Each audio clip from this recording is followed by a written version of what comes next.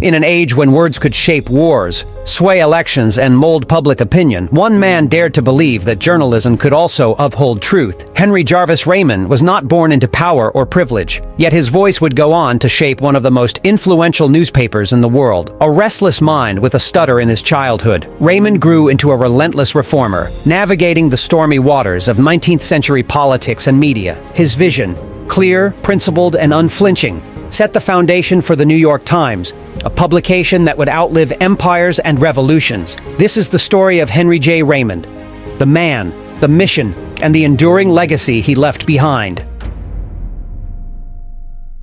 Raymond's silent struggles. Henry Jarvis Raymond was born on January 24, 1820, on a modest farm near Lima, New York. The eldest child of Jarvis Raymond and Lavinia Brockway, he entered the world without wealth or privilege, but with a mind that would soon set him apart.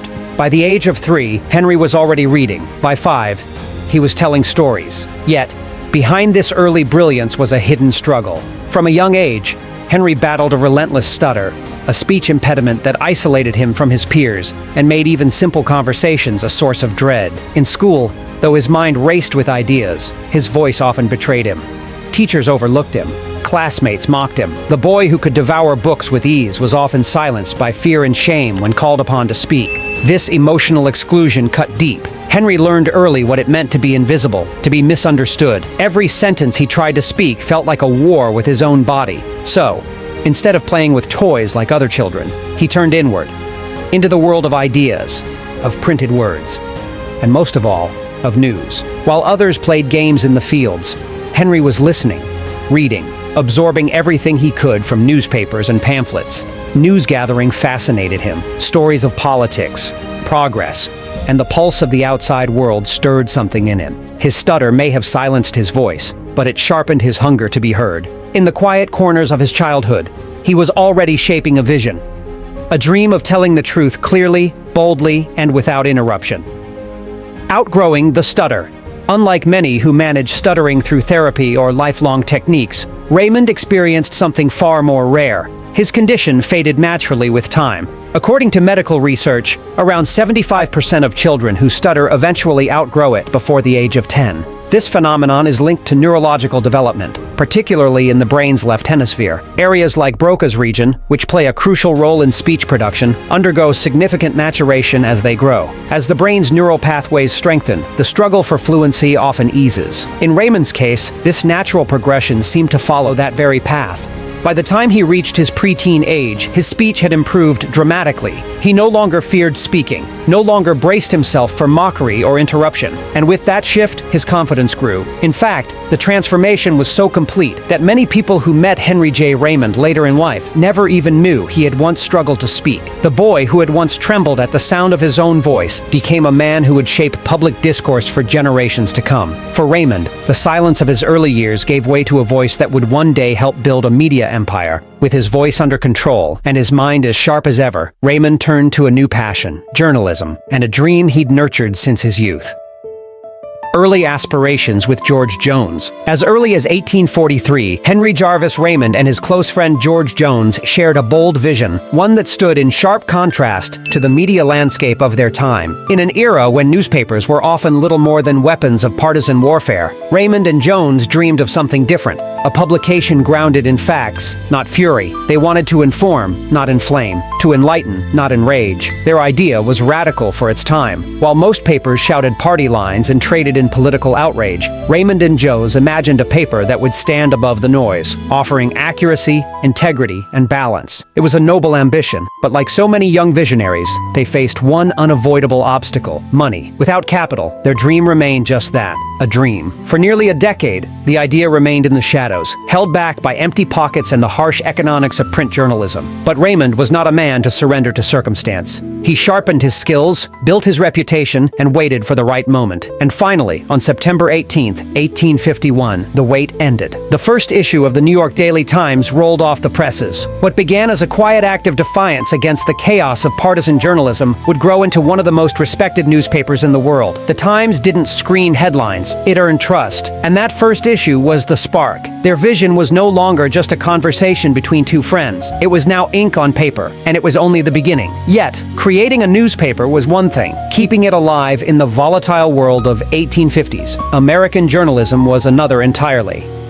The struggles behind the Times. Launching the New York Times was anything but easy. In fact, it was a near impossible endeavor. Henry Jarvis Raymond and George Jones were driven by a powerful vision, but the reality of starting a major newspaper in the midst of fierce competition and constant financial strain was a relentless challenge. From the start, securing adequate funding was a daily battle. Money was tight, and early editions of the New York Daily Times, as it was initially called, were produced with scarce resources. The newsroom was a place of constant scrimping, where every dollar counted, and every decision was weighed against the threat of running out of funds. But financial instability wasn't the only hurdle. Raymond's political ambitions often diverted his attention away from the paper. His desire to shape the nation's political landscape sometimes took priority over the business side of journalism, slowing critical decisions. His tendency to delay action frustrated his partners and staff, leading to growing tensions within the newsroom. Meanwhile, competition loomed large, particularly from Horace Greeley's New York Tribune, which already commanded a massive readership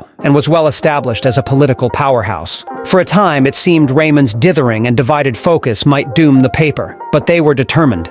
Realizing that they couldn't sustain the paper on their own, Raymond and Jones turned to their network of friends. Through these connections, they managed to raise $100,000, a sizable sum for the time. This financial boost provided the stability and resources the paper desperately needed to run more efficiently and focus on growth. It was a turning point for the New York Daily Times.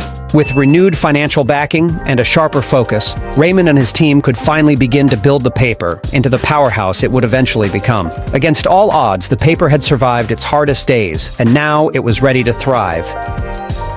The rise of Times. With funding finally secured and political distractions momentarily set aside, Henry Jarvis Raymond turned his full attention back to the paper that had once teetered on the edge of collapse. Now recommitted, he infused the New York Daily Times with renewed purpose and a bold identity rooted in restraint, integrity, and intellectual depth. In an era dominated by sensational headlines and partisan rants, Raymond steered his paper in the opposite direction. He refused to chase outrage or scandal for the sake of sales. Instead, he cultivated a publication that appealed to readers who craved facts over fury, thoughtful citizens, business leaders, and policymakers who valued clarity over chaos. Raymond didn't just write articles. He built a brand. He fiercely promoted the paper, expanding its reach issue by issue, speech by speech, subscription by subscription, and in doing so, the boy who once struggled to speak found his voice not in conversation, but in print. His words now shaped public discourse, influenced debate, defined the journalistic standards of a growing nation. By the early 1850s, the paper had evolved. The Daily was dropped from its name, and the New York Times officially emerged. The name change marked more than a rebranding. It signaled a rise in status. The paper was no longer an underdog. It was becoming a force in American media. Under Raymond's leadership, the Times distinguished itself in the noisy, combative world of 19th century journalism. Raymond had done more than revive a struggling paper. He had established a legacy, one of reason, responsibility, and a belief that journalism, at its best, could inform rather than inflame. And the world was starting to take notice. But just as the paper gained footing, Raymond's political ambitions took center stage again, pitting him directly against his former mentor. Political ascent and partisan conflict.